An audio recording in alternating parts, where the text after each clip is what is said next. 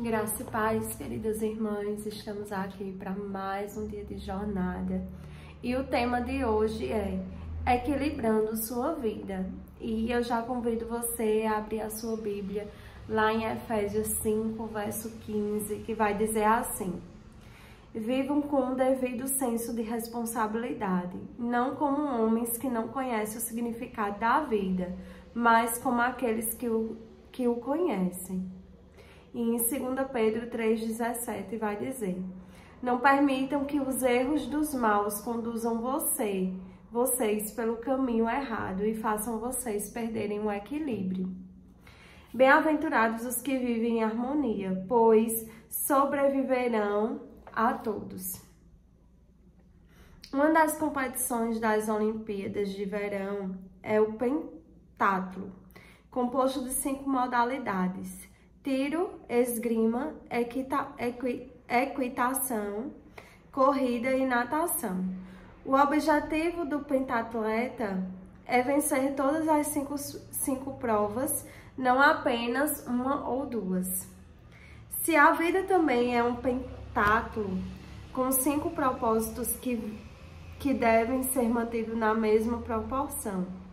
Esses propósitos foram praticados pelos primeiros cristãos em Atos 2, explicados por Paulo em Efésios 4 e exemplificados por Jesus em João 17, mas estão resumidos no grande mandamento e na grande comissão de Jesus.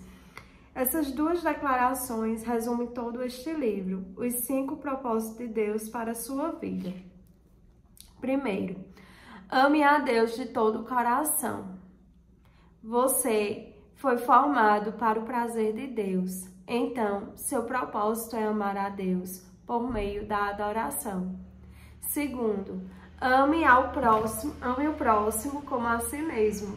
Você foi formado para servir, então seu propósito é demonstrar amor a outras pessoas por meio do ministério. Terceiro, vá e faça discípulos. Você foi formado para uma missão. Então, seu propósito é compartilhar a mensagem de Deus por meio do evangelismo. Quarto, batize-os. Você foi formado para fazer parte da família de Deus. Então, seu propósito é se identificar com a Igreja do Pai por meio da comunhão. E em quinto e último lugar, ensine-lhes todas as coisas. Você foi formado para se tornar semelhante a Cristo. Então, seu propósito é amadurecer por meio do discipulado. Um compromisso sério com o grande mandamento e com a grande comissão fará de você um grande cristão. Manter os 5 propósitos em igualdade não é nada fácil. Todos tendemos a exagerar nos propósitos que nos despertam maior paixão e a negligenciar outros. As igrejas fazem a mesma coisa, mas você pode manter sua vida equilibrada e estável, juntando-se a um grupo em que haja incentivo mútuo à responsabilidade, de modo que você possa avaliar regularmente sua saúde espiritual, registrar seu progresso em um diário pessoal e transmitir o que aprendeu a outros. Essas 4 atividades são importantes para que a vida seja dirigida por propósitos. Se você deseja seriamente se manter no caminho certo, precisará desenvolver esses hábitos. Primeiro, converse sobre o assunto com um companheiro espiritual ou no grupo. A melhor maneira de assimilar as ideias deste livro é discuti-las com outras pessoas no ambiente de um grupo da igreja. A Bíblia diz: como o ferro torna cortante o ferro, de igual modo as pessoas podem aperfeiçoar umas às outras. Provérbios 27:17. Aprendemos melhor em comunidade. Nossa mente fica mais aguçada e nossas convicções mais profundas por meio da conversação. Insisto em que você reúna um pequeno grupo de amigos e forme um grupo de leitura para que estou na terra, a fim de rever os capítulos semanalmente. Vocês devem discutir as implicações e aplicações de cada capítulo. Perguntem-se, e daí? E agora? O que isso significa para mim, para minha família e para a nossa igreja? O que vou fazer a respeito disso? Paulo disse, ponha em prática o que vocês receberam e aprenderam. Filipenses 4:9. Perdão. Um pequeno grupo de leitura proporciona muitos benefícios que não podem ser alcançados somente por um livro. Vocês podem comentar o que estão aprendendo e discutir exemplos da vida real. Podem orar, incentivar e apoiar uns aos outros à medida que começarem a viver esses propósitos. Lembrem-se de que fomos feitos para crescermos juntos, não separadamente. A Bíblia diz: encorajem uns aos outros e fortaleçam uns aos outros. 1 Tessalonicenses 5:11. Incentivo-os também a estudar a Bíblia individualmente. Registrei como notas no fim do livro mais de 1000 passagens da Bíblia utilizadas neste livro, para que você possa estudá-las em seu contexto. Leia por gentileza o apêndice 1, que explica o uso de paráfrases e diferentes traduções, visando manter cada capítulo adequado à leitura diária. Tornou-se impossível explicar o fascinante contexto da maioria dos versículos utilizados. Entretanto, a Bíblia foi feita para ser estudada por parágrafos, por capítulos e até mesmo por livros inteiros. O meu livro, 12 maneiras de estudar a Bíblia sozinho, pode ajudá-lo no estudo indutivo. Segundo, faça um autoexame espiritual periódico. A melhor forma de harmonizar os 5 propósitos em sua vida é por meio de uma autoavaliação periódica. Deus dá grande valor a esse hábito. Somos orientados pelo menos 5 vezes nas Escrituras a verificar e a examinar nossa saúde espiritual. Vê Lamentações 3:40, 1 Coríntios 11, do 28 ao 31, 1 Coríntios 13:5 e Gálatas 6:4. A Bíblia diz: testem-se para saber se estão firmes na fé. Não se enganem, pensando que tudo está garantido. Criem um hábito do autoexame. Vocês precisam de evidências de primeira mão, não apenas de ouvir dizer que Jesus Cristo está em vocês. Façam um teste. Se o resultado não for bom, tomem alguma providência. 2 Coríntios 13:5. Para manter a saúde física, você precisa ir regularmente ao médico para verificação dos sinais vitais, pressão sanguínea, temperatura, peso e assim por diante.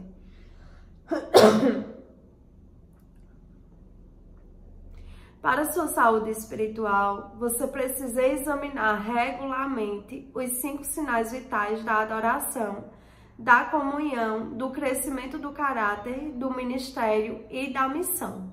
Jeremias aconselha: vamos analisar a forma como vivemos e reorganizar a vida conforme a direção do Eterno. Lamentações 3:40. Na Igreja Saddleback, desenvolvemos uma ferramenta simples de avaliação pessoal que tem auxiliado milhares de pessoas a permanecer no propósito de Deus. Você ficará surpreso ao ver como essa pequena ferramenta o ajudará a alcançar o equilíbrio para uma vida saudável e de crescimento. Paulo disse que a ideia entusiástica do início seja igualada pela ação realista de agora. 2 Coríntios 8:11. Em terceiro lugar, anote seu progresso em um diário.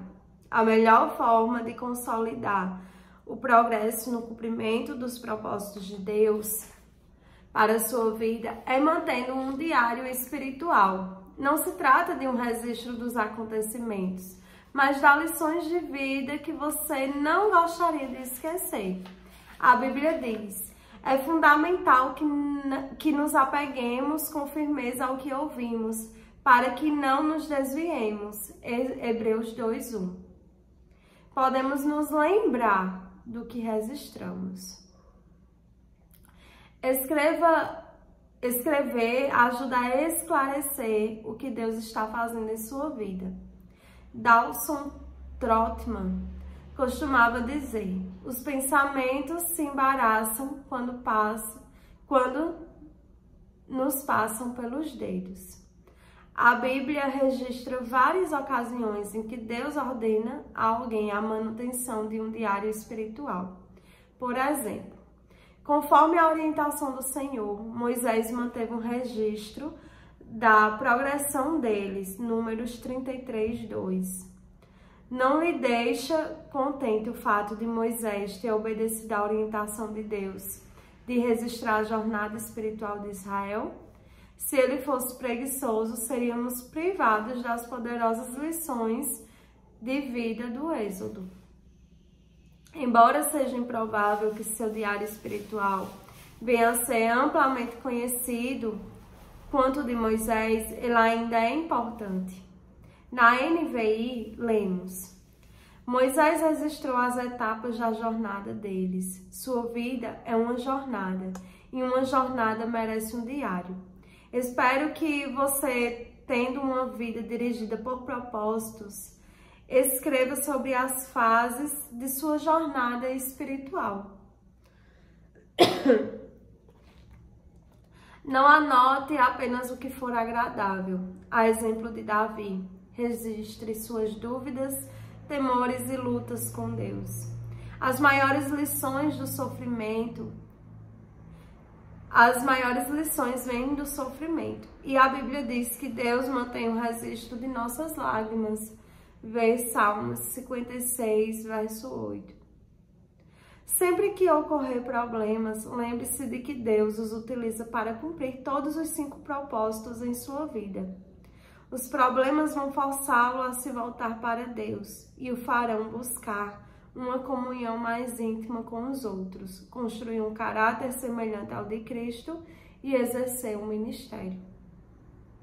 Também vão gerar um novo testemunho.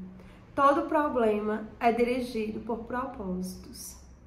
Bem, no meio de uma experiência dolorosa, o salmista escreveu: que isso fique escrito para que os nossos descendentes saibam o que o Senhor Deus fez e para que os louvem aqueles que ainda vão nascer. Salmos 102:18. Você deve às futuras gerações a preservação do relato de como Deus os ajudou a cumprir os propósitos dele neste mundo. Trata-se de um testemunho que continuará a ser dado muito tempo depois que você estiver no céu. Em quarto lugar, transmita aos outros aquilo que você sabe. Se você quer continuar crescendo, a melhor forma de aprender mais é transmitir o que já aprendeu. Quem abençoa os outros é muito abençoado. Quem ajuda os outros também recebe ajuda. Provérbios 11:25. Quem passa adiante suas impressões obtém ainda mais de Deus. Agora que você compreende o propósito da vida, é sua responsabilidade levar adiante essa mensagem. Deus o está convocando para ser seu mensageiro, como lembra Paulo. Agora quero que você diga essas mesmas coisas a seguidores que possam ser designados para transmitir isso aos outros. 2 Timóteo 2:2, a parte B. Neste livro, passei a você o que aprendi com outras pessoas sobre o propósito da vida. Agora chegou sua vez de transmitir esses conhecimentos. Você provavelmente conhece centenas de pessoas que não sabem qual o propósito da vida. Compartilhe essas verdades com seus filhos, amigos, vizinhos e colegas de trabalho. Se você der este livro a um amigo, acrescente uma mensagem pessoal na página da dedicatória. Quanto mais você sabe, mais Deus espera que você use tal conhecimento para ajudar os outros. Tiago disse: qualquer um que sabe o que é certo a fazer e não o faz, está pecando. Tiago 4,17. O conhecimento aumenta a responsabilidade. Transmitir o propósito da vida, porém, é mais que uma obrigação, é um dos grandes privilégios de nossa existência. Imagine como o mundo seria diferente se todos conhecessem seu propósito. Paulo disse: se você ensinar essas coisas aos outros seguidores, será um bom servo de Jesus Cristo. 1 Timóteo 4, 6. Tudo é feito para a glória de Deus. O motivo que nos leva a transmitir o que aprendemos é que tudo será para a glória de Deus e o crescimento do reino. Na noite anterior à crucificação, Jesus disse ao Pai: eu te glorifiquei na terra, completando a obra que me destes para fazer. João 17,4. Quando Jesus orou com essas palavras, ainda não tinha morrido por nossos pecados. Então, que obra ele havia completado? Neste caso, ele estava se referindo a algo distinto da expiação. A resposta está no que ele diz nos 20 versículos seguintes de sua oração. Vê João 17, do 6 ao 26. Jesus disse ao Pai o que havia feito nos últimos 3 anos. A preparação dos discípulos para viver conforme os propósitos de Deus. Ele os ajudou a conhecer e amar a Deus, que é a adoração, e a amarem uns aos outros, que é a comunhão. Deu-lhes a palavra para que amadurecessem o discipulado, mostrou-lhes como servir um ministério e enviou-os a pregar o Evangelho, sua missão. Jesus é o exemplo de uma vida dirigida por propósitos e também ensinou os outros como vivê-la. Essa foi a obra que glorificou a Deus. Deus hoje chama cada um de nós para realizar essa mesma obra. Ele não quer apenas que vivamos seus propósitos, mas que ajudemos outras pessoas a fazer o mesmo. Deus quer que apresentemos Cristo às pessoas, trazendo-as para a comunhão, ajudando-as a amadurecer e a descobrir como servir, e em seguida que as enviemos para alcançar outras pessoas também. É disso que se trata uma vida dirigida por propósitos, independente de sua idade. O restante de sua vida pode ser a melhor parte dela, e você pode hoje mesmo começar a viver com propósitos. Amém?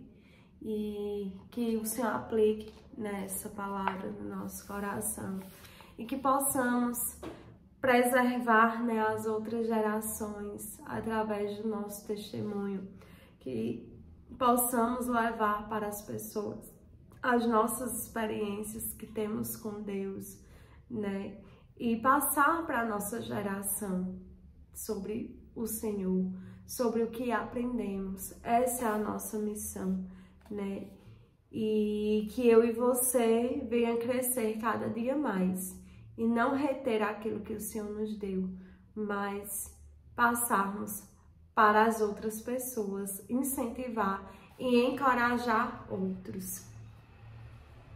E pensando sobre o meu propósito de vida, o tema para nossa reflexão hoje é: bem-aventurados os que vivem em harmonia. O versículo para memorizar é Efésios 5:15.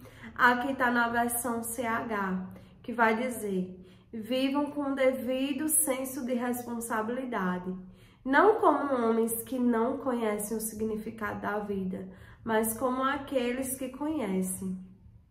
E a pergunta para a nossa meditação de hoje é: qual das 4 atividades vou iniciar para permanecer no caminho e harmonizar os 5 propósitos de Deus para mim?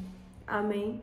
Que o Senhor aplique a sua palavra nos nossos corações, que possamos colocar em prática tudo aquilo que estamos desenvolvendo durante esses dias, né? E que o Senhor fale fortemente ao nosso coração, que nós venhamos ter os nossos olhos espirituais abertos. E se a gente estava perdido, que possamos entender o nosso propósito aqui na Terra, a nossa missão, né? Que o Senhor venha abrir os nossos olhos durante cada estudo, cada palavra que for dita, né? Cada versículo que for citado, que o Senhor grave nos nossos corações para firmemente cumprirmos nossa missão até o dia do Senhor vir. Amém? Amanhã, permitindo o Senhor, estaremos aqui para mais um dia de jornada, uma vida com propósitos. Viva uma vida intencional para a glória de Deus. Deus te abençoe.